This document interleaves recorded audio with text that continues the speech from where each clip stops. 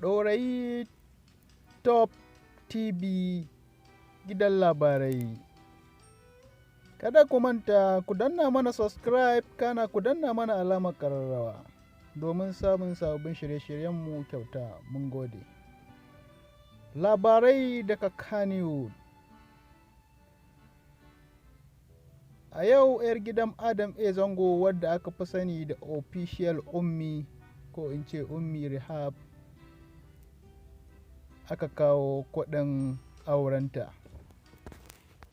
A labaran da ya riske mu mun samu cewa an kawo kuɗin Ummi ɗin ne a yau ɗin nan.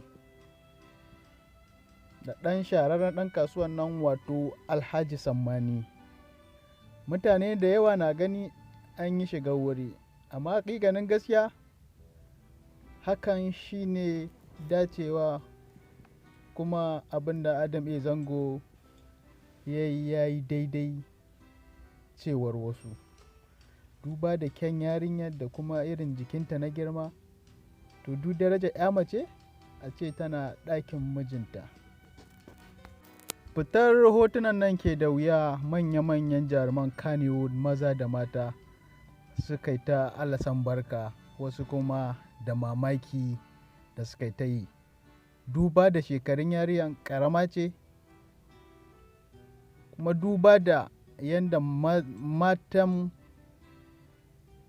fim miji yake musu wahala aure, amma ita daga fitowar daga dawowar ta fim ko wata 4 ba ta ba, ashe Allah ya sada ta da mijin da ana tunani in Allah ya tabbatar za su yi aure.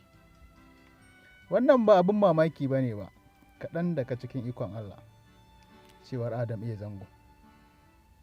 Kara da cewa mu dai addu'a ku muke nema da kuma fatan alkhairi.